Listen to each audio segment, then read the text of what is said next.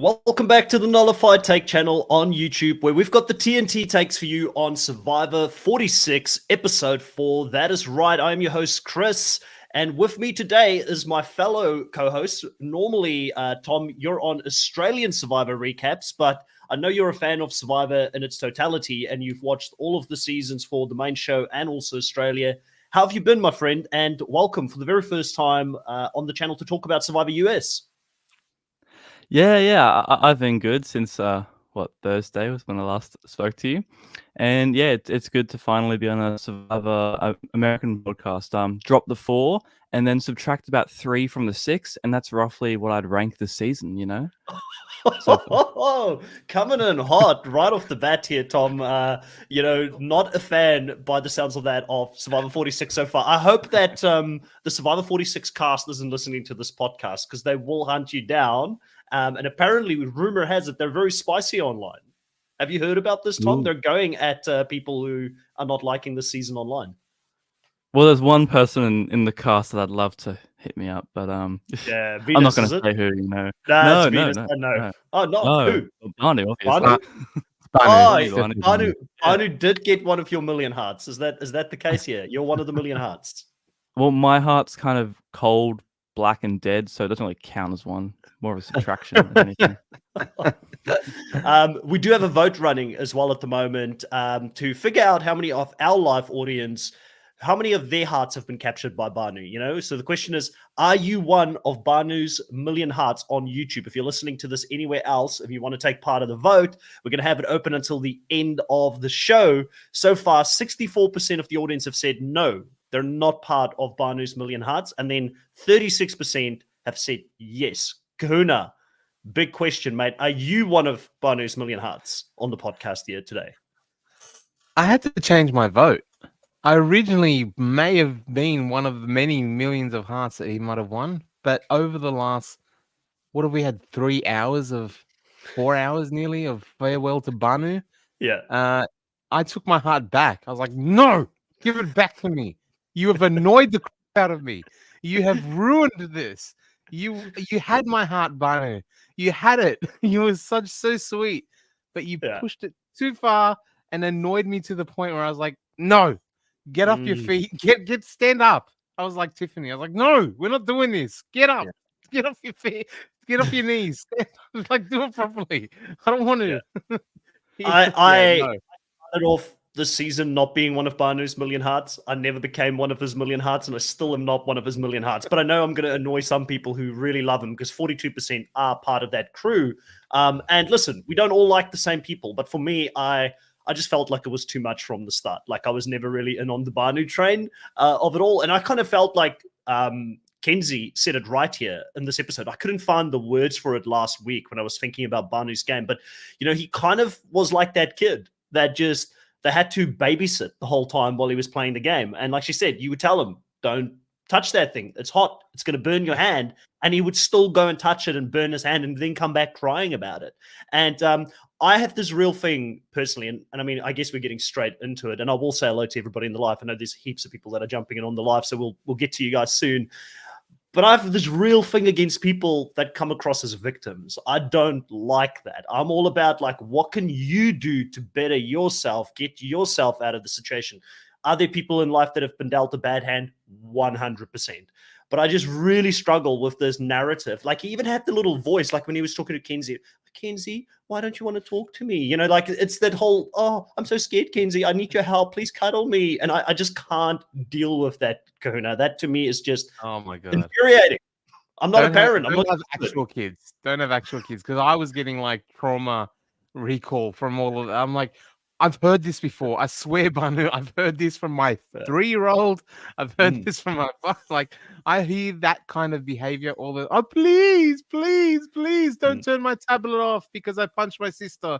Please. I had for those who watch both our shows will understand this. Apologies for those who don't watch Australian Survivor content as well. But that's literally been Mucky this whole week, pleading with me to be on the podcast with Aileen. He's like, oh, please, Chris, please, I need to be on this podcast with Aileen. And it's like, now I have to listen to Mucky hit me up in my DMs and sending me voice notes the whole week, Tom, to hearing Banu doing this in the episode. Yeah, look, It's an interesting play. I honestly, because obviously they were broadcasting that he was going to get voted out that night, so I'm thinking, is he going to like be so pathetic that people like actually like someone turns the vote, like Tiff like grows a heart and like plays her idol on him or something? That would have been But crazy. it's just like half an episode of yeah, Banu's going home. Oh, that's fun. I Yeah. love just sitting there waiting for someone to leave. That's always fun. Let's get some people's comments up here. So Chris back in the live saying, "What an interesting episode." I try to nudge Chris a little bit to give us more of her take here, because I feel like she's being very diplomatic. Because Chris has just started watching Australian Survivor, so she now has 2 franchises that she can compare head to head, I think, this season as well. Kiwi Skirt is back in the live saying, "Interesting" is one way to put it, Chris. And then Chris came back saying, "Hey, let's just say that I hope season 46 cast doesn't take to their Twitter accounts after they see what I have to say here today, because they have been spicy up there." Danica is in the live saying, "Hey, everyone from the COVID quarantine bedroom. I'm going crazy in here. These 4 walls are closing in. Danica, I hope you get well soon." Jake is also not feeling well, also couldn't make the podcast today. Otherwise, I kind of said to both the boys before we went live, I said, I kind of wish Jake was here, because Jake always reminds me about the fun moments, and he brings the fun out of Survivor 46 back, and we don't have him here. So I'm going to have to do that all on my own, because we're not going to be negative about everything. I think there was some fun moments on this episode that we will definitely talk about. R. Nunes says, "Sounds like you are not a Banu fan. Looking forward to getting everyone's take." And some people will be and some people won't be. And that is okay. That is what we love about it, by the way, here on the podcast. We, even between all 3 of us, we're going to have very different takes. Like, this happens all the time, even when we cover Australian Survivor. Some of us love certain plays. Like, I'm a big Caroline stan. Tom couldn't stand Caroline. I still want Caroline to come back. And Tom, you're on that interview with me, mate. If we get Caroline locked in, you're definitely going to be the one person I drag with me. If your YouTube channel gets cancelled, it's not my fault. That's all I'm saying. Are you saying, look at it as Survivor training, Tom? This is Survivor training. Like, you need to be able to have a game face. You can't always just, it's kind of like, I'll be the Q in this situation, you'll be the Banu, okay? And there's a way that you answer questions, and there's a way that you speak to people. There's a certain social game that you need to learn before you go on Survivor. And I'll be giving you training. I'll be the Q to your Banu for that situation. Excuse me, I've already mastered all my Survivor training. This is a choice. I choose to be against Caroline. I cannot be against her if I want to. But you choose to be an asshole, is what you're doing here. Yeah, exactly. You're finally clocking onto it, Chris. Good job. Good job. Yeah. Oh, wow. You're my guru. You're now my guru. Yeah.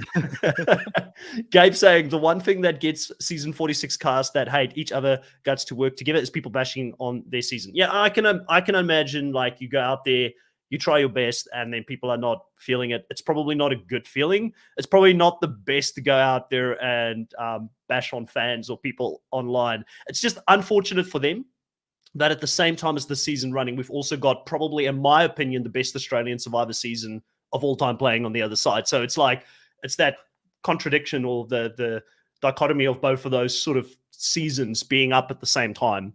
Kiwi saying, "Hey, Danica." Yeah, go for it.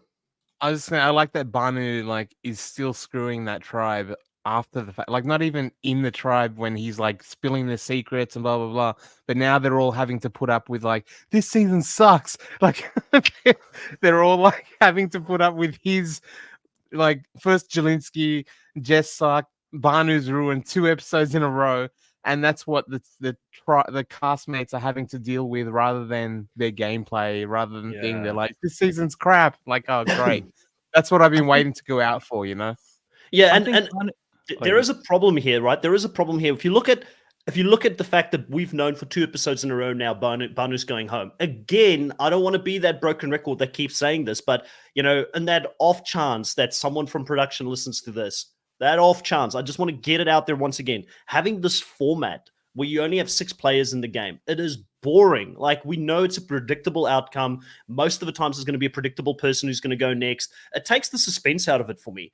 Get more people on a tribe, split it to 2, like, do something different. Tom, how do you feel about the fact that we've now had basically, I feel like, 6 seasons of exactly the same show with like very minor tweaks to it? It's basically we're watching the same thing. Yeah, look, it is like the most boring Survivor format, or I don't know, Blood vs. Water, Australia was pretty trash. It's probably Yeah. one of the most boring formats in Survivor history. And I think it, like, I personally didn't mind. I really liked Banu, and now that he's gone, I don't know. There's only one thing to look forward to for the rest of the season, which I'm not gonna comment on. But no, but I think if Kenzie got voted out 2 episodes ago, and then this episode was when what was it, Brandon, the Orange Tribe dude, his arm decided to stop working them. That would have been really convenient to me and my entertainment, but Brandon's arm was not on my side, sadly. Because then Banu would still be in. I'd be happy, but oh well. Yeah. I'm with you on that. A few more people here. Frank says, mucky as your heart, Chris. All I call BS. Listen, Chris is desperate to have the love of Aileen, and I have it. Okay, Mucky. Very, very confident here. Remember who can decide if you're on the interview with Aileen or not, right? Just pull that card on you. But anyways, no. Everybody in the live, welcome. I can see it's already popping off. We've got Thomas in there saying, I voted yes because I thought that was going to be the majority. Now I feel embarrassed. Nah, listen, Thomas, there is literally no wrong choice here. I hate it when people feel like because a podcaster says something, I have to agree with them. Or just because one person doesn't like a certain player, but I do like them, I can now not like them. No, like who you like. Like, you know, if Banu's your guy, if that's who you want to fly your flag high for, you know, go for it. Like, I think he wasn't my cup of tea, but I definitely can understand why some people really resonated with him. There was definitely certain things I can see. There's a whole new community of people that he represents. I don't know if he represented them the way that they would have liked to have been represented on the show, but at least now they have seen someone from India who's immigrated through to America go on to the show and get on Survivor. So that should give people hope that they could also apply for the game. And He's you know, the single worst player in the history of the game. Do you reckon he's worse than Zayn Knight? Like, I mean, Yeah. probably he's Zayn Knight if Zayn Knight survived like the first couple of episodes. Probably it would have been similar. And he also had Jelinski on the very same season. Let's not forget Caroline. Oh, come on. Get off Caroline. Come on. It's chalk and cheese, mate. It's chalk and cheese. I didn't say anything. That is a cold take. No, for me, he is the absolute worst player in the history of this game. He says he's a super fan that's watched every single episode, and then is like, help me, what do I do? Like, you shut up. Like, what do you mean? Don't say that. Like, it felt like he doesn't. It's not that he doesn't know how to play this game. It's like he doesn't know how to like human. Yeah. Like the funniest thing was he couldn't believe when they told him you can lie to Jeff. You can actually lie to Jeff. And he's like, really? We can lie to Jeff at Tribal Council? I'm like, what do you mean? Like you're and he kept saying he was a super fan, and I feel like how he's embarrassing all of us. Like, don't say you're a super fan. That's good. Maybe it means they won't cast any more super fans on American Survivor. That'd be really refreshing after a while. Yeah, I've been saying this for a while. I would like to see more just characters than anything else. But Carleen, welcome to the live as well. I don't think I've seen you here before, but welcome to the show. Saying Canada, forever Survivor fan. I just watched Titans vs. Rebels, and I think it was the best season ever. I can feel myself getting embarrassed watching Survivor 46. So far, it's the worst ever. And that is sad. Like, is it really? Like, I hate, like, while the season's going, like, I'm a slow burner, like you guys know. I don't make a decision on a season almost closer to the end. Then I'm like, this is how I feel about the season. But is it heading down that way, Tom? Like, is this potentially heading down the way as the worst season? Like, what is the worst season of Survivor in your mind? Blood vs. Water is up there for Australian Survivor, if we're going to be fair. Redemption Island, for me, wasn't a great... Like, if you're a Boston Rob fan, you loved it. But and I'm a Boston Rob fan, but I wanted to see competition, and there was no competition in that season. So it's kind of up there for me as well. Like, what other seasons do you have as, like, seasons you didn't enjoy? For me, without a doubt, I don't know if this will ever be topped. It was 41. I hated it so much. My favorite person in 41 was Danny, and he wouldn't even like be in my top 75, maybe even 100 Survivor players of all time. So when there's not even someone in your top 100 on the season, and Shan's my least favorite. Okay, ignoring the obvious people that everyone doesn't like Dan from season 39, like obviously, but people who are like bad human beings, like, you know, ignoring that, we're just talking about them as game characters. Like they're automatically at the bottom of everyone's list. But out of the rest of the Survivor players, Shan is my least favorite Survivor player. I could not stand her. And Wow. yes, I need Gabe, to know I more about this. Why did you not like Shan? Because in the moment, I was I was like actually, Shan, yeah. but I can see why I didn't like Shan, because Shan again is a strong female player, and we all know Tom does yep. not like was- strong female players in the game, like I- Caroline. It's just the way she I know like you meant to obviously manipulate, and she did a really good job at that. But the way like she would like make like JD feel bad for like not telling her something when she doesn't tell him like everything, and then like I hated her stupid theme song. Like it's like like What? it's like, you look stupid. Please stop doing it. Like oh my gosh. Yeah, no, everything about and when she got annoyed Okay. at Ricard for eating a little tiny bit of papaya. Oh, I could go on for days, but I won't. Yeah. That definitely, I agree with you on that. But I don't think Shan is like even close to like the most annoying or worst player that we've ever seen. So both myself and Kahuna were big fans of Shan. But so Tom's lost all credibility. Kahuna, I'm gonna come over to you for like a proper answer. What season do you reckon would rival this one as potentially the worst in the Survivor US franchise? See, I'm the same as you in that I'm not making. Obviously, you can't make a judgment call yet because last season started out really badly too. If you remember, we had a few quits. We had Brandon like falling over himself all over the place. Like it started out. It started out pretty pathetic last season as well. And it came home strong with, I enjoyed last season. I thought it overcame a pretty difficult first few episodes. And I'm hoping this will be the same as well. We just haven't got to see the people. Like I think based on what we've seen so far, Tiffany seems really competent. I'm excited to see what she could actually do around people where she's not constantly having to just tell them to get off their knees. Like what? It's like it's hard to play when you're surrounded by incompetence. You know what I mean? Like it makes them look worse. Like I don't know if what Q can bring to the game as coach, like his coaching skills seem to be like pretty basic level strategy, which with Banu you need, I guess. But I don't know, like I'm not excited for the rest of the season, especially like what you've said, what has been said, coming off of Titans versus Rebels, which for me is the best season of all of Survivor. Personal bias included. It's not Kage-yan level yet, but it's up there. For me, it is simply because there's recency bias. There's definitely recency bias. Like I add points personally because we covered it. Like we got to talk and I got with chat and we were all and then we had Mark and Ferris the whole way through and Eileen and we had all that fun.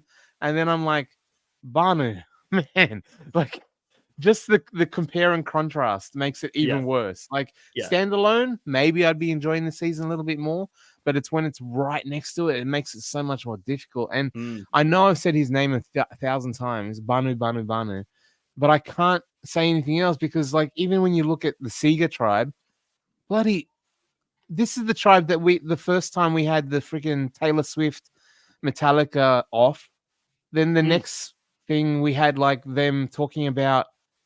I think they had to show. I said this to you, Tom, in Messenger. I'm like, are they seriously showing? There's nothing going on at that tribe. They had to show 4 days ago. Like they actually put the timestamp 4 days ago, which would have been at the start of the whole thing. And then this week they're doing bloody jumping lessons. There's nothing happening. Jumping lessons is insane to me. To the point where they have to show that.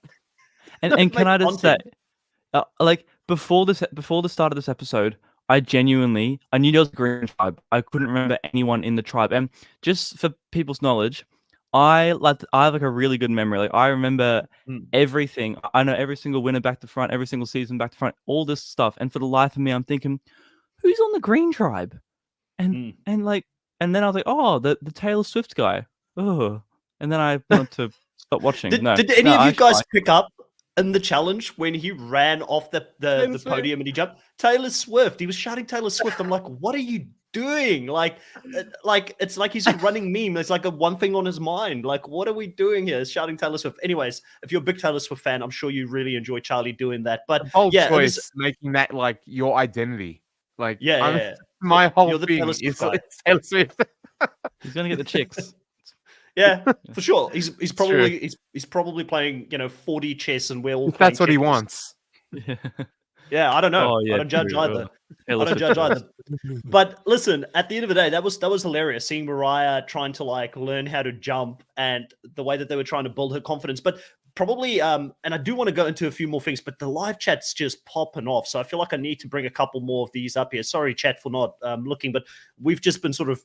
This is the way we go. We riffed off each other quite a bit when we rant about Survivor.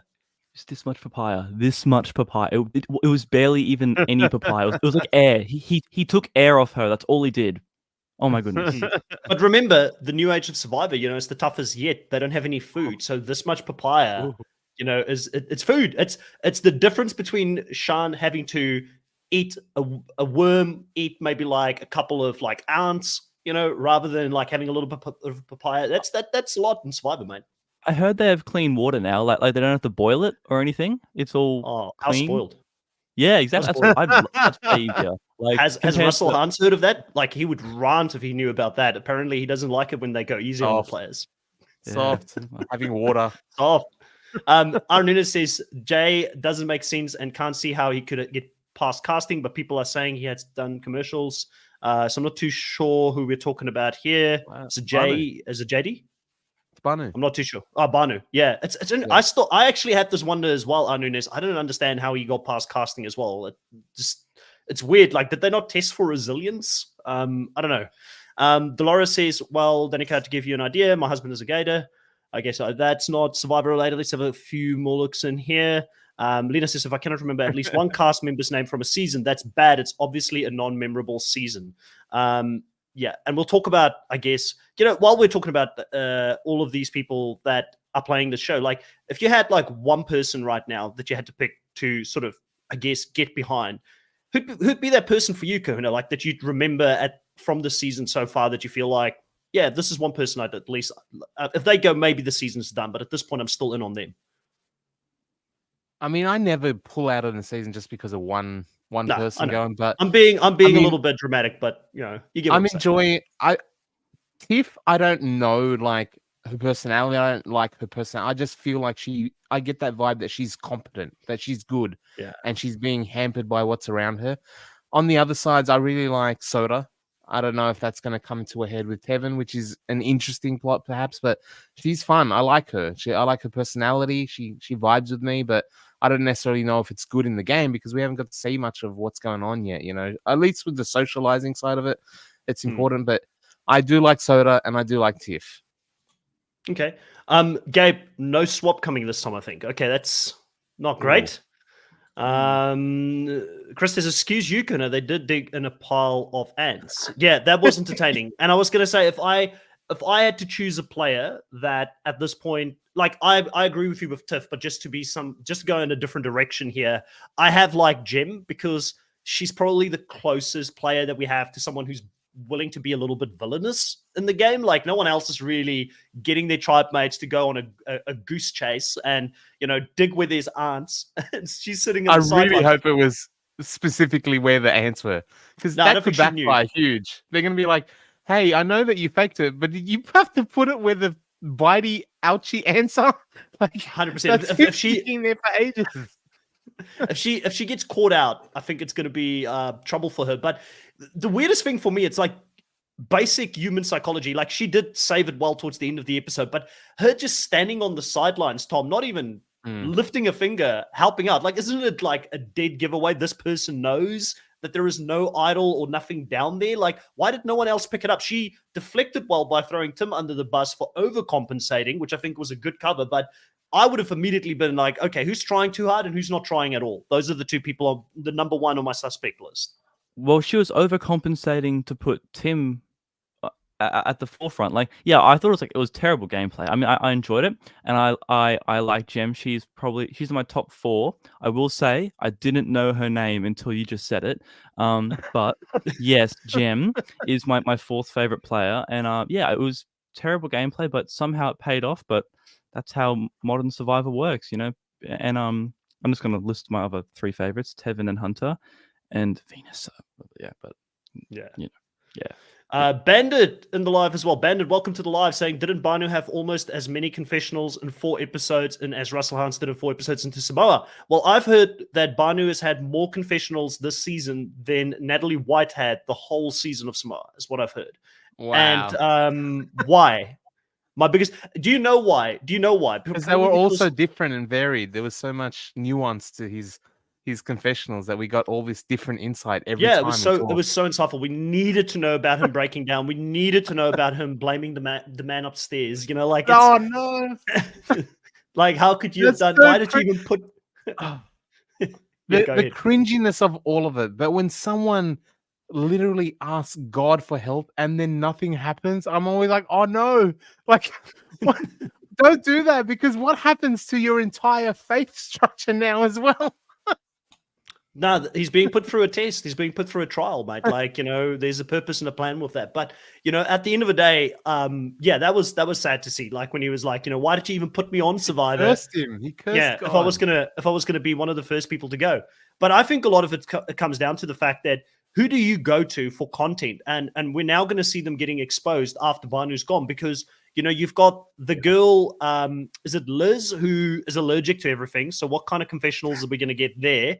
Hunter is like, based on his challenge ability alone, he was one of my top 2 players that I was kind of shouting for, but now he's maybe just in my top 4 because he's so boring. Like he's so bland, right, Hunter? I'm just excited to see him do well in the challenges at this point. That's why he's kind of still in there. I loved Randon, but we lost Randon last week, so that was a player that I would have been behind. But I just don't know if there's anyone specifically that's Tevin. Tevin's probably the only hope for the show right now. Like I feel like Tomac. Like would Tevin be the other player that you've got sort of somewhere? And maybe Venus, but I feel like Tevin has got the personality. He's got the personality potentially. Yeah. I'm not gonna lie. After the first episode, I watched the second episode 10 days later, and Tevin was actually the only person I remembered in the entire cast. Like, and I remembered him as that actor guy. But yeah, he's definitely got the best personality out of the lot, and I think he's being built up to go far. He honestly feels like a bit of like a jam in terms of how, like, I reckon he's gonna win, like, and they're not even hiding it. Like he's just in the forefront. I reckon so as well. Yeah, I'm getting winner vibes from Tevin from the beginning. I was like, and they even gave him this big monologue as the show started, right? It's like, okay, kind of reminded me of Tony Vlachos when he said, you know, this is the Super Bowl, everybody coming back to play best of the best, you know, but it was even more extended and more over the top than what Tony said. And I wonder if they're actually dumbing down the edit because, you know, Jeff is so gun-ho about making it for kids. Maybe we're going to get to the point where it's like Dora the Explorer and it's like, spot the winner. And then there's like 5 people on the screen and one's got a crown. I like, lied. Which one do you think's going to win, kids? And it's just Jeff like being like, what happened? It might happen in a few seconds time. I think it's interesting that you know, this episode they couldn't hide the fact that Banu was going home. So it was the first time in like so long that we actually knew what was happening going into Tribal Council. And it must have killed Jeff inside that he couldn't make it suspenseful. Like there was like, hopefully this is one of the reasons he moves away from this format in the future, where he just couldn't, there was like no fake out that he could do. So Bandit also gave us another fact on top of the previous one. Sorry, Bandit just says, did I say Banu or Bandit? But anyways, Bandit said Banu had more confessionals in 4 episodes than Parvati in the entirety of Micronesia, which is crazy to me. So just adding another fact on top of the Natalie fact there. Hello, welcome to the live as well. Says it could have ruined Jim's strategy had the producers digged up the spot themselves and put the camera there beforehand. Right. Yeah, so if they were sort of preparing, like, it could have ruined her strategy of actually putting something down there beforehand. Tom is also saying that that part I really hated. As a Christian, I hated him blaming God. Yes, I totally agree. It's why? Like, God would not be invested in any case in Survivor. Like, Survivor would be like, with all the problems we've got going on in the world, like that's like the last thing I'm sure like God is like really focused on is like Survivor. You know what it reminded me of? That if you don't know, I used to actually be a youth pastor, so I have all those like cool youth pastor jokes and stuff. that I would bust out. And there's this long time joke. Anyone who is a Christian has heard this one, where it's basically there's a big storm, a flood, and a guy is like stranded on his roof in the middle of this flood, potentially going to in danger. And someone comes along with a boat and he says, "Hey man, come on, I'm going to save you. Well, I got a little boat that we can go on." He goes, "No, no, no, I have faith. God's going to save me. Leave me, it's fine, right?" And then later on, a bigger boat comes along and he says, "No, no, no, no, God's going to save me. It's fine." Right. And then later a helicopter comes along and he says, "No, no, I have faith. God's going to save me. It's fine." Obviously, he died in this flood, goes to heaven and sees God and says, "God, why didn't you save me?" He goes, "I sent a boat, a bigger boat and a helicopter. What more did you want me to do?" And I feel like with Banu, God's like, "Hey, man, I had a medivac last week. Like, I gave you your chances. Like, I gave you Jess so that she got voted out before you. Angelinsky, what are you doing with the opportunities I'm giving you here?" Yeah. Not Chris calling me out, holding receipts here, saying, "Now hold on a minute, Chris. Just last week you said you couldn't see Tevin winning because of how few confessionals he's had in episode 3. Yeah, listen, it's a good call out, but the more I think about it, I really feel like he's still consistently they're going back to him. There is some consistency there, and the fact that he's being shown strategically ahead of Soda at this point, and that he's clocked Soda, and that he thinks that she's a threat to his game, I feel like we're seeing it for a reason. I feel like there's a reason we're seeing that, and I just don't see who in green is winning this season. Like who's at any like content around them in green that potentially could win the season. Like I don't think there's anyone there at all. Green is so dead. No. Green Yeah, is and not the only dead. reason we're seeing blue purple is because purple is constantly going to tribal council. Yeah. But their game's been tanked by Banu. Absolutely tanked. And we haven't even spoken about this. Tom, like, I know we're talking about Banu here. It's hard to like even comprehend like how he got to this point. But how do you go to Decision Island, which is a boring theme by now, but at least it was exciting by Banu going there and just flopping, and giving them all of the information. How do you go there, tell them everything about the tribe, and then go back and tell your tribe mates that you buried them there? Like I know that No More Music wants to believe that, you know, Banu was hamming it up for the cameras because he's also an actor similar to yourself. Ooh. But you know, Tom, bad as an one. actor, like, you know, like, I don't know, mate. Like, how did he do that? Like, it feels like there was just some social awareness that wasn't there. Like, he didn't understand like his actions. If he was acting, then that is incredible, incredible performance, because like it felt so Oscar authentic. worthy. Yeah, he's better than Ferris and Raymond, that's for sure. Yeah, no, I think like he would have been fine, honestly, if he just didn't tell his tribe mates. Like, because I don't know, Yeah. Q said they had Kenzie gone, and let's say that was true, and he didn't tell his tribe mates, and then they lose this episode. Kenzie would presumably be going home instead of Banu, especially for like the training they're doing with him. Like they feel like they're making progress with him as a player. So if he didn't spill the beans, he could have got to like merge, and then Q and Tiff would have found out, "Oh, you sunk our games." And he's like, "Yeah, but I got other people here now that want to take me in their alliance. Let's go." And he wins, you know? Bam. Oh my gosh. The As end. far as the acting goes, people keep saying he's an actor, but we got to see the comparison, right? We saw acting, like when they had the little role play where Q was Jeff and Banu was Banu. And he's like, "Are you still Jeff?" Like, the fact that they had to like go through this role play, and he is not a good actor. He's like, "We're just vibing, Jeff. I'm vibing with everyone. We're vibing." Like, that was the whole thing. Like, To be fair, bad. any decent actor knows how to do like bad acting. Like, you know, Is that that's what he was doing? Yeah, well, it could have been. I think he was genuine, but like if he is acting, then it is pretty easy to do bad acting, you know. Jay coming out saying, "I think that Hunter is getting the winners edit." Then also says that all new winners since Erica had confessionals in every episode. So I don't know if that's true. I feel like there must have been an episode that Erica didn't get a confessional. So for Tevin, Soda, Maria, and Tim not to get a confessional Ep 3 with 46 having so much runtime, that rules them out for me. I feel like Jeff has told us there's no winner strategy or formula to the winner's edit. Like, he'll do whatever he wants. It's kind of what Tom said earlier on, like, it may become harder and harder to pick the winner in the future because there's been seasons in the past where, there's been seasons in the past where we've been like absolutely flabbergasted by who's won the show. So I wouldn't rule Tevin out at this stage personally, but I do agree somewhat. I also think Hunter could still be in the running, 100%. I mean, that whole thing about Hunter saying like, I wanted Tevin to take out Soda because I can get closer to Tevin.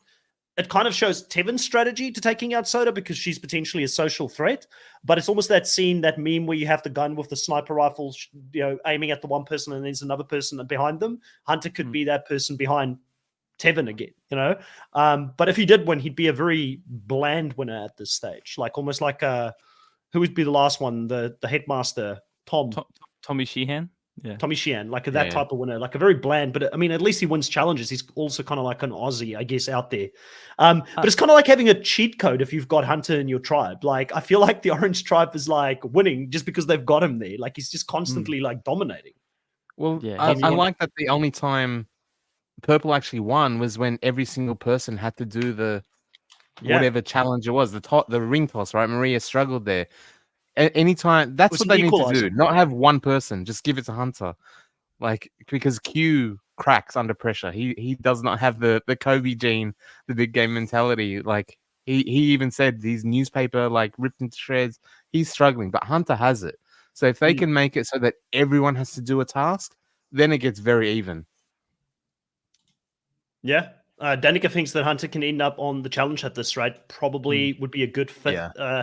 He'd be a good fit from a competitive side of things, but from an entertainment side of things, I think a lot of challenge fans would not necessarily enjoy him too much on the show because he's going to be like, I know Kahuna's a big fan of this person, but he'd be like the male version of Casey if he was to go out there and play. Like, just good at the challenges, but not necessarily like lighting up the confessionals, if he was out there. Dolores says, I think the only reason Hunter is so good is because he is a student of the game. After all, he hoards challenges and does them. Yep. So he trains at home. We saw that. Carlene says, Jelinski lost his vote. Randon lost his vote, which he may have gotten back. Banu lost his vote and couldn't use his shot in the dark either. It's hard to play that way and hard to watch as well. I agree. Like, why does Jeff think it's fun for people to lose their votes? And it's so dumb. Like, Tom, I haven't even spoken to you about this, but they go to Decision-Making Island and there's just... it's not even decision-making island. They go to Adventure Island and they have to go do something. And now it's dumbed down to the point of, we're just going to get you to draw rocks. There's not even the intelligence of making a decision. Will you risk your vote or not? Which I thought was a better dynamic than just drawing rocks. It's like Mucky took over production for Survivor and decided to bring rocks in, right, Tom? Mucky does love his rocks. But it's like... It's like, and they feel like they have to do something different every single time, but they don't understand that these very slightly different challenges or advantages or whatever they win at this stupid island doesn't make it feel different. Like, it still feels the exact same as the very first time they went on a journey, and it takes up so much. But it takes up so much time. But when I think about it, what would they have done in this episode if they didn't have? Oh wait, no, this episode didn't have a journey. Never mind. I retract that statement. Because I'm just thinking, like, they have the 90-minute episodes, and then they have this one where they have nothing. They have literally nothing, with not even a vote. No, they have nothing to show. Like in the episode, and it's like you have you're filming like 18 people 24/7, and you don't even have enough content to make an interesting 60 minutes of TV plus ads. Which is just crazy to me. Yeah, and it's Gabe coming out. Any positive to talk about is Gem Fake Idol Hunt at this point? I feel like it is. Like, what other really fun positive? Like, I guess there was the singing, like with Soda and Tevin. That was fun, right, Kahuna? When they were going to the challenge, that was a positive, fun moment. Only because the song was really good, and we've had to deal with Mucky singing in the last couple weeks. So hearing Soda. And they got the full production listening to Celine Dion in comparison to Mucky. It was like the guys that do have to come up with the opening intro music, which is always very epic when they actually have it. And like, ooh, We're gonna put some. We're gonna get to do some music under Soda singing. I get to write. The piano player got let off his chain out of his closet. He's like, okay, I get to actually compose something now. It's really fun. Yeah, yeah.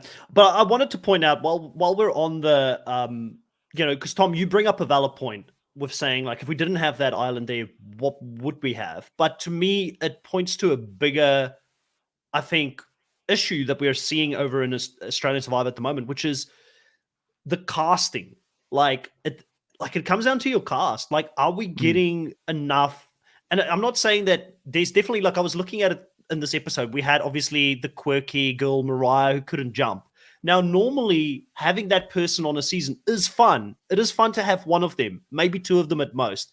But when your whole cast are very neurotic types of personalities, they all have these very non-normal quirks, it makes it like, who do you relate to the most on this season? Like for me, the people that I relate to most on the season would be like a Q, because I've also studied sport and recreation. I've been into sports quite a lot, and maybe Hunter, but there isn't many of them on the season, right? So like, do you get what I'm saying? I feel like the balance is off. Like, you should have one or two quirky personalities. You shouldn't have all of them be like that.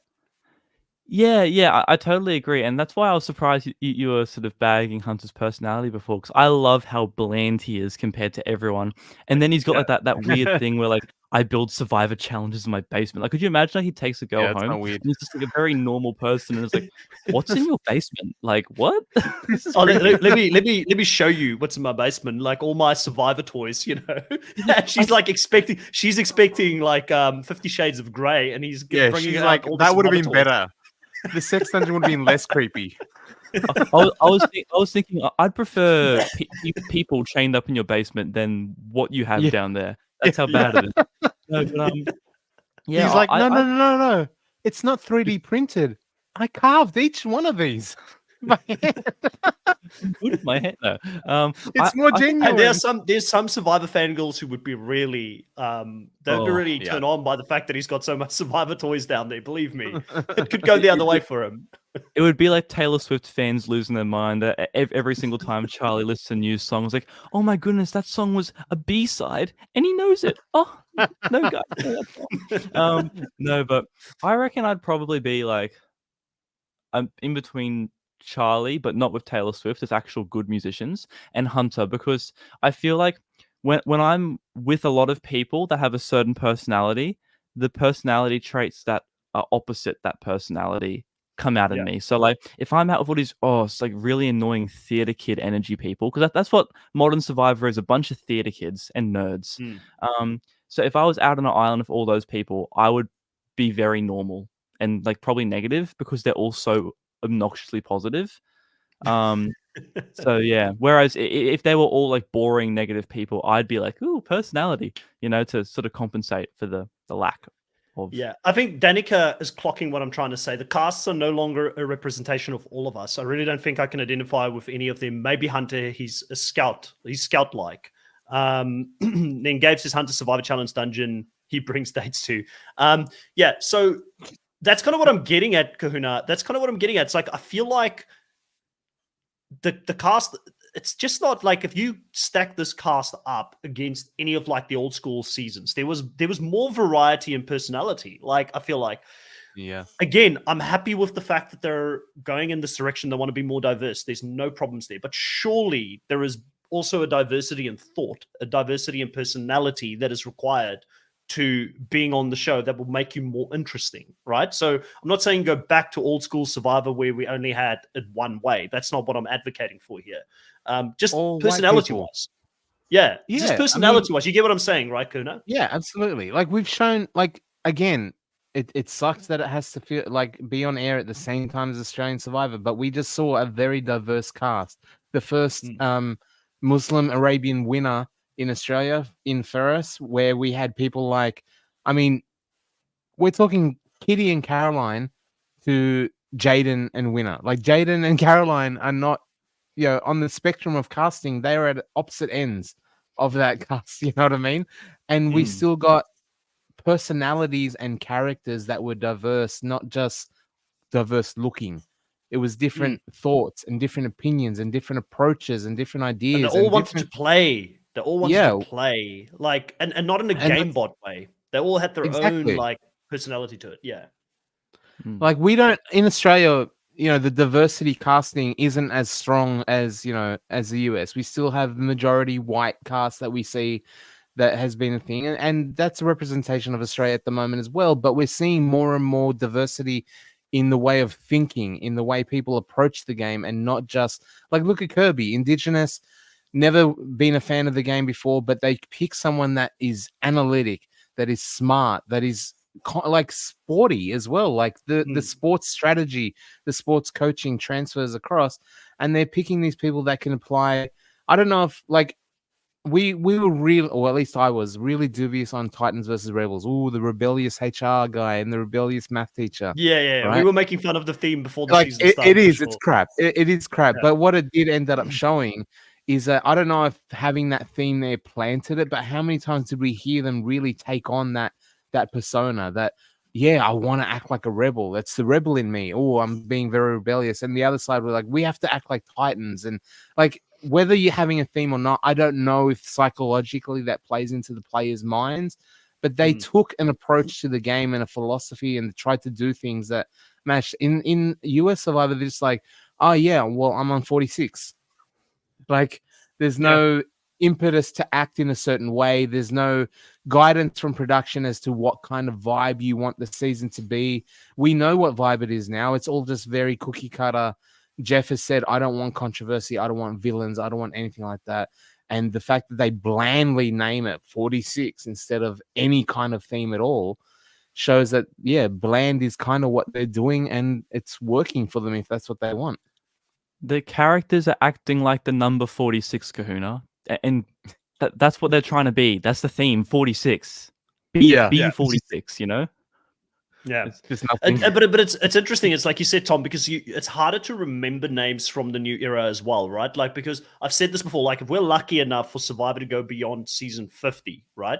And hopefully we get to season 50 and Jeff's like, I need a new theme for the next, or a new structure for the show for the next 10 seasons. So at least we can enjoy 51, 52, and 53 before getting flogged by the same, like, I guess, sort of format, But if we're lucky enough to get there, like, it's going to be hard to remember people from 44, from 43, because it's all just numbers in your head. Like, it's not like I remember who played Ghost Island. I remember who was on David versus Goliath. I remember, Blood versus Water or Kage-Yan. Like there's certain themes that it just paints a picture. It sort of, in your mind, you can categorize people, sometimes rightfully or wrong, but at least you can go back and say, oh, I remember Tony was a Brawn when he played the first time, or, whoever else was on that tribe as well, So that to me is what makes this kind of hard. And I know we're talking about Survivor in its totality, but, 10 seasons from now, it's going to be hard to remember anyone specific from this season unless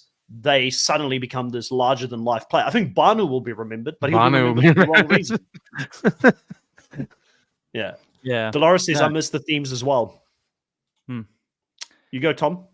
It's just like, I actually can't understand Jeff's thought process. Like, I'm trying to look at it at every angle, and I can't understand how he thinks the way he does right now. And I'd just love to pick his brain. Obviously, I'd never get the chance to talk. And if I'm talking to him about all this negative stuff, he'd be like, get out of my face. Yeah, you're a hater. But we're not. We're legitimate. I know, like, if somebody's for the first time listening to this podcast, we're all big fans of Survivor. We want Survivor to be good. Like, I feel like a lot of people who have potentially podcasts in the US, and I could be wrong about this because I don't listen to too many podcasts these days because I don't want to have my thoughts be their thoughts, but I feel like a lot of them are positive or fake being positive for the sake that they're either in production's pocket.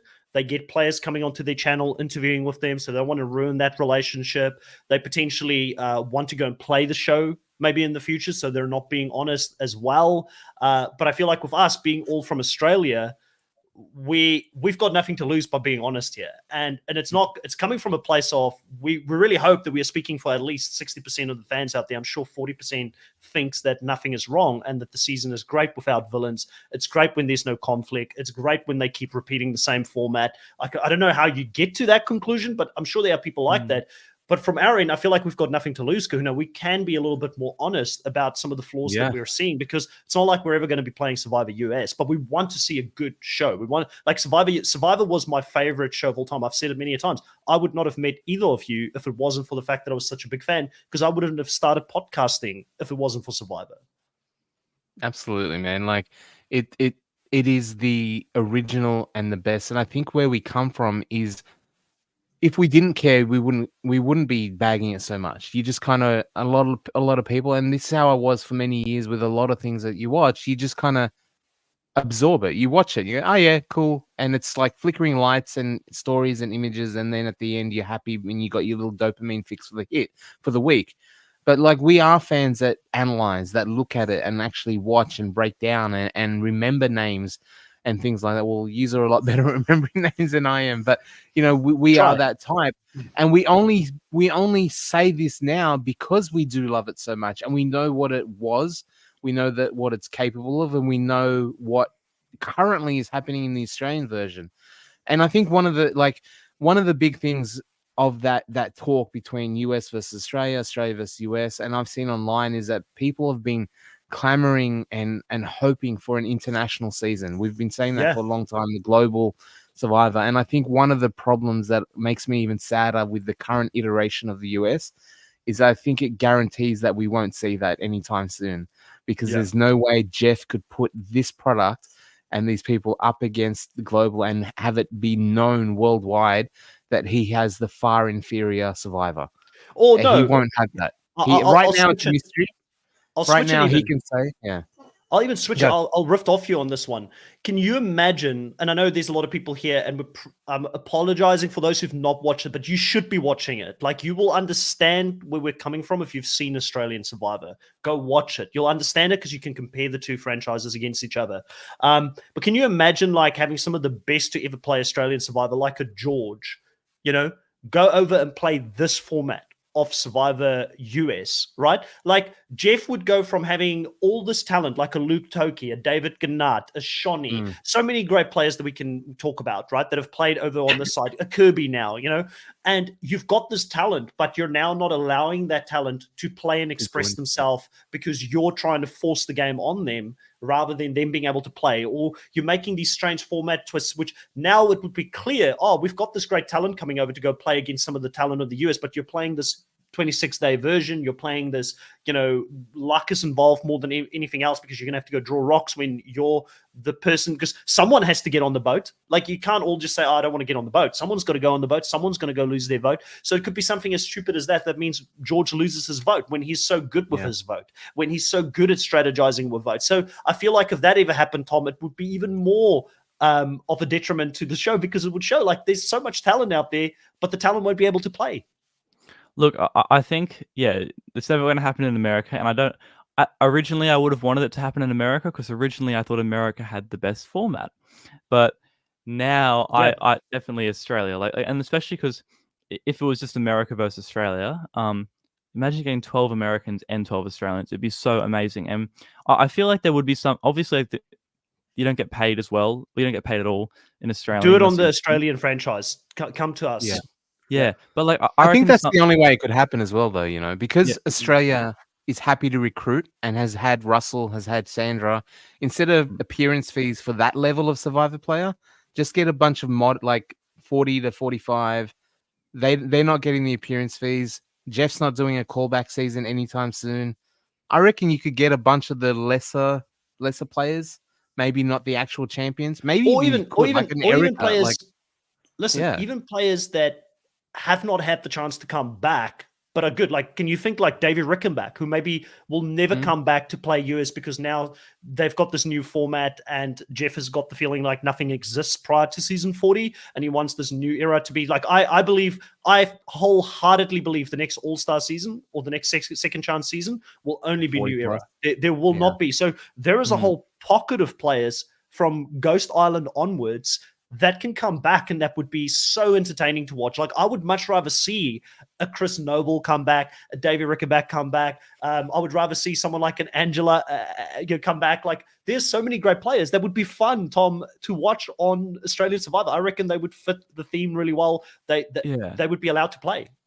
I reckon you could get it. You could get a good enough like cast of 12 Americans. I reckon like Johnny Fairplay. Yeah. He Get him on. really loves Australian, and he definitely won't ever play an American again. So he'd be a massive draw for the American side.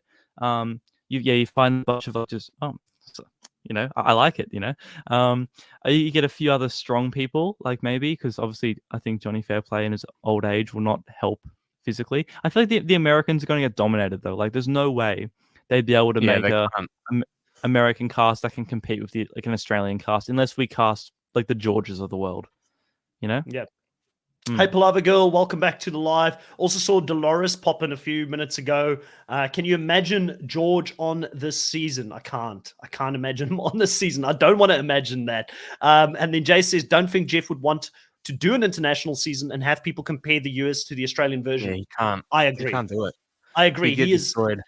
Yeah, but this is the thing that I don't understand. Like, isn't the whole point of life to continue to improve yourself? And like, even when you're at the top of your game, there is always like, because none of us can take anything away from Jeff and what he has accomplished in building this franchise on his back. Like, give respect where it's due. This guy has dedicated his life to this show.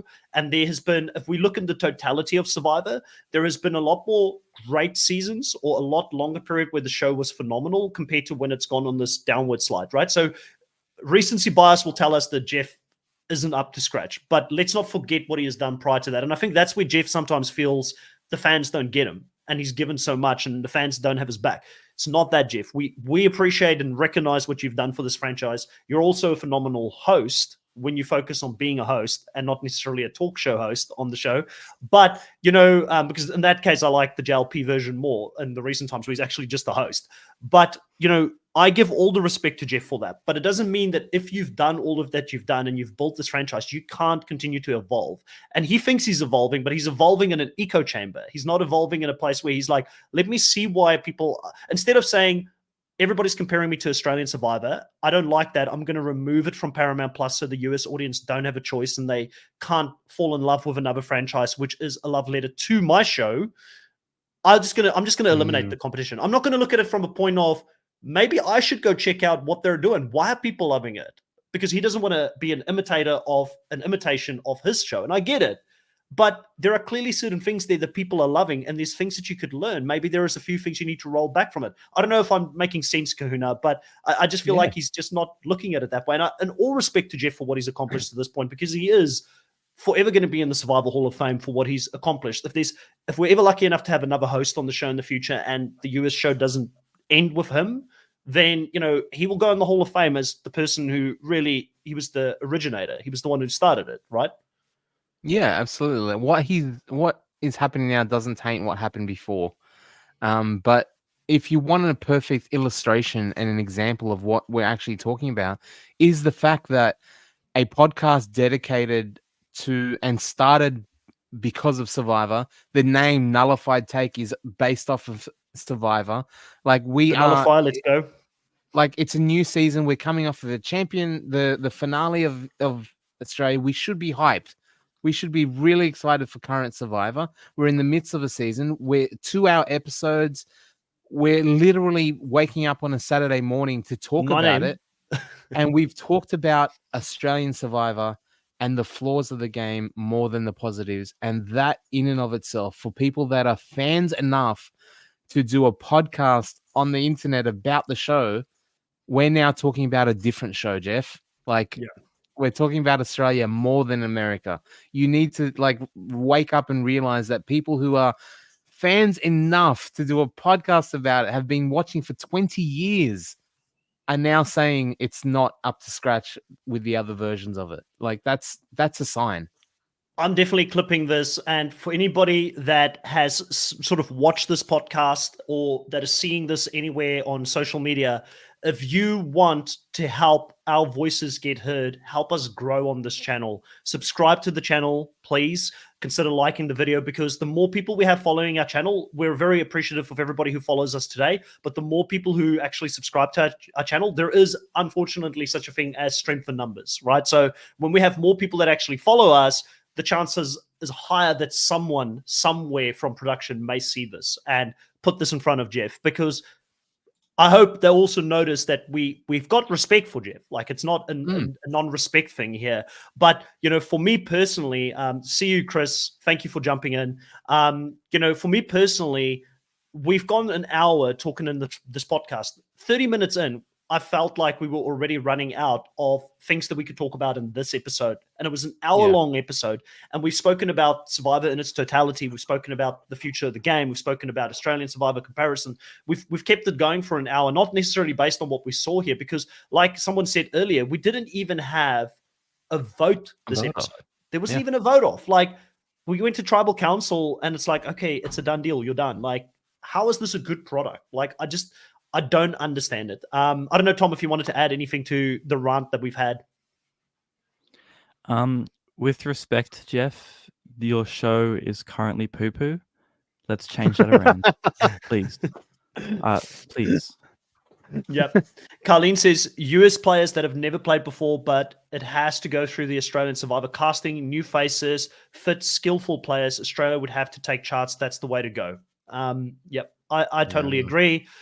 Kiwi says, like and subscribe. Yes, please, people, like and subscribe. As we're closing off here, we're just reading a couple more comments. So if you've got any final questions, anything that you wanted to add, please drop it in now into the live and we will read it out before we finish things off. Dolores is saying, does Jeff have that much control to pull it? I think Netflix has a few Survivor US seasons.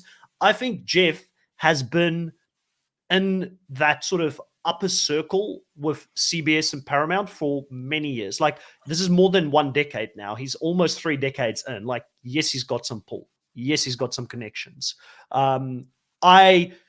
Maybe he didn't, but it makes absolutely no sense to me because Australian Survivor is also owned by Paramount Plus. So it's free content for Paramount Plus's service. There's definitely a decision that was made at the top end to remove it because it got a lot of love when it was on Paramount Plus.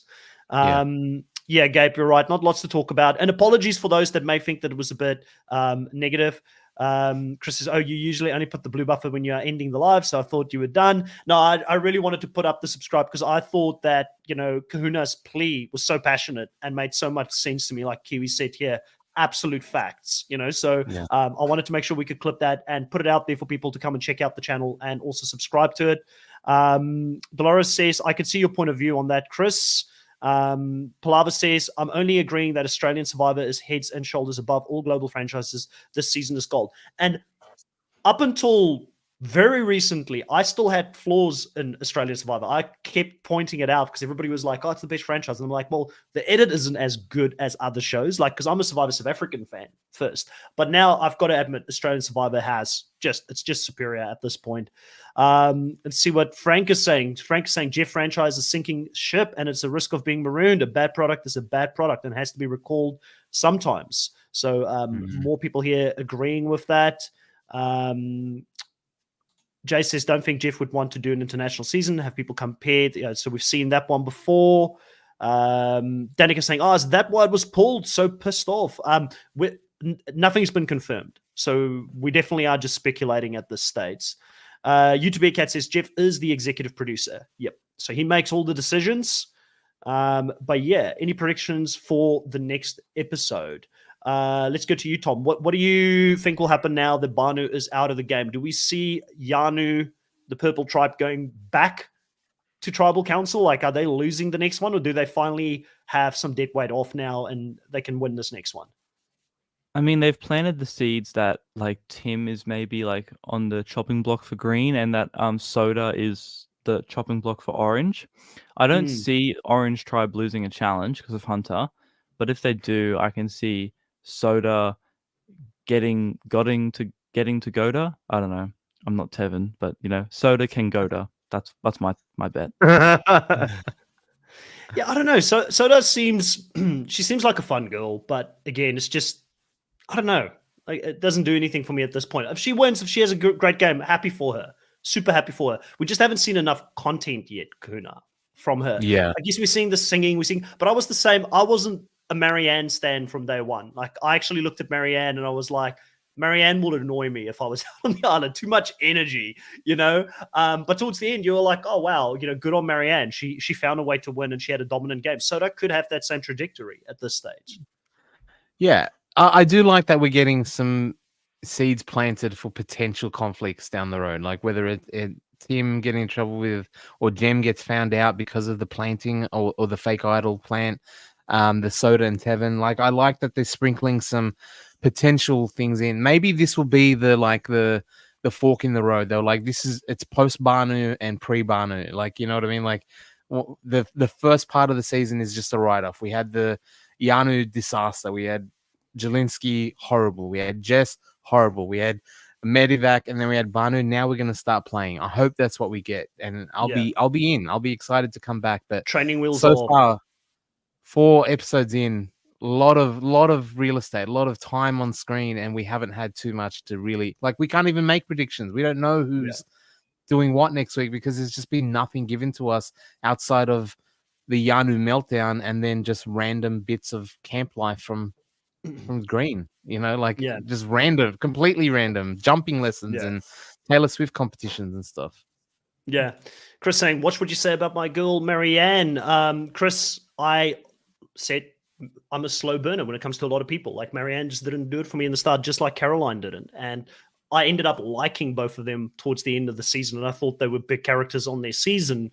I think, the same thing could happen with Soda as well. Like, I just don't see it right now. And also, Marianne wasn't safe in the beginning of the game either. Similar to Soda, people were thinking about voting Marianne out earlier on, So if she does end up getting to emerge, she could have a very similar storyline to that. So, I'm hoping we get to see a good finish to the season and that the game starts picking up a little bit from here on out now that we've gotten rid of some of the dead weight. I'm invested in Jem. I want to see if she can get that idol and if she can continue to be a little bit of a devious, villainous player. Like, I feel like the season badly needs it.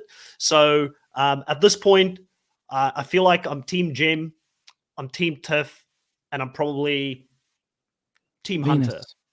Nah, I'll go Hunter. Just because of his challenge wins, I'll stay with him for now. Tom, you can go. Obviously, Team Venus for Orange. Who else? I don't care about anyone else. No one else. Venus. It's Venus or nothing. So Venus gets voted out. Don't expect to see Tom on the podcast because it'd be a sad day. He wouldn't have anybody to shout for the rest of the season. Yeah, it's like that in a lot of modern US Survivor seasons. I don't really care about who wins. Fair enough. Guna, who do you have? Winning the whole thing? Yeah. No. Who do you? No, not winning. I think Tevin has got a good chance of winning if we're talking about that. But just who are you shouting for at this point? Whose back do you have? Again, I don't know if it's because it's been forced down our throat for multiple weeks and we haven't been able to leave Yanu tribe, but I'm still liking Tiff. I think I'm interested in Q to see what he has because I think if that choking narrative, the athlete sports guy, but can't just get over the line, that's so fascinating to me. And yeah, if he doesn't have the clutch gene, because we've seen him multiple times already and he gets really hard on himself. If he goes into the merge and still continues to struggle with challenges when that's like his thing, I can't wait to see his meltdown. But yeah, he pulled it out on the reward challenge. Yeah, when it I guess that's count. when the stakes wasn't high, but yeah. that's what I mean. It's interesting. Like, if he really doesn't have the clutch gene, that's going to be so interesting to see it happen multiple times. I don't think anyone's going to be like that. Like, if you're skilled at stuff, you're skilled at stuff. But it was just fascinating that he had that story about his high school. Like, he messed up the big game, and then he comes here and still can't just throw a little it's a fascinating storyline. Yeah, it is. So I'm interested in that, but I do like Tiff. I think she's had the underdog. She's been surrounded by idiots, and she just seems competent in a group that hasn't been. And I want to see what she can do if Banu hasn't completely tanked her game. Yeah. Tom, Dolores got a question for you. No, I'm not going to do that because I'm not a simp like the Muckinator. If Venus doesn't win, she's not good enough for me. Wow. Yeah. You only date winners. I only date winners or Venus's twin sister Mercury. That's all I'm. If you haven't seen on Instagram, Tom and Dee from last season, because she's a winner, have been a thing all over Instagram. Yeah, only winner's good enough for Tom. You know the whole controversy about Dee and Wendell? No, it's actually Dee and Tom. It was Tom. I was like, what am I missing here? Like, what am I missing? Frank says, well, they keep zooming in on Venus handing the idol to Soda.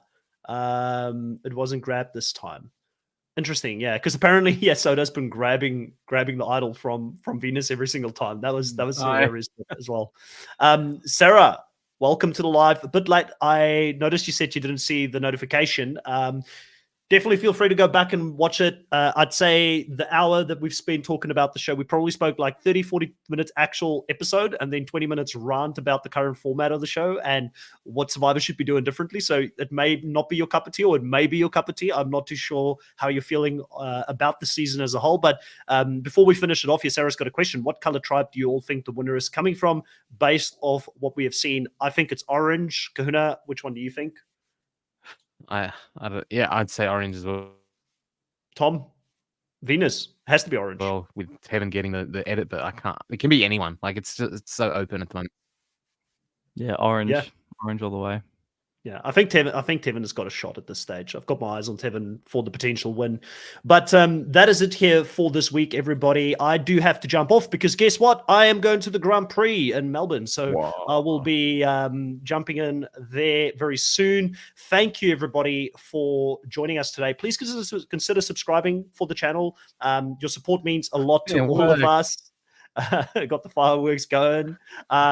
But yeah, please consider subscribing, hitting the like, putting the notification bell on. Comment below if you weren't in the live. Let us know what you agree with, what you disagree with. Were we too hard on New Age Survivor? We're open to all feedback. Not everybody's going to agree with us. I do also need to read the final vote that I put up. And it was, are you one of Banu's million hearts? And take a guess, Kahuna, which one won out? And what do you think? How many percent said no? How many percent do you think said no? No is 69. Nice. Very close. Is that your favorite number? 61%. 61% of people. I thought it was going to go up because I know it was 62 at the start of the episode. I was like, I reckon it went up. We convinced people to hate Banu even more. Nah. There's a lot of people that still love the Banu content this season. So 39% of people were definitely in the Banu train. But everybody, thank you so much. Enjoy your weekend, and we will catch you on Tuesday night, our time. It'll be Tuesday morning, your time, to talk about Australian Survivor, the finale. We didn't really get to talk about our own thoughts for that season and how it finished because we had 2 of the top 3 players on our podcast with us. So, yeah, please join in that as well if you're also watching Australian Survivor, and catch everybody next time. Grab your torches, head back to camp.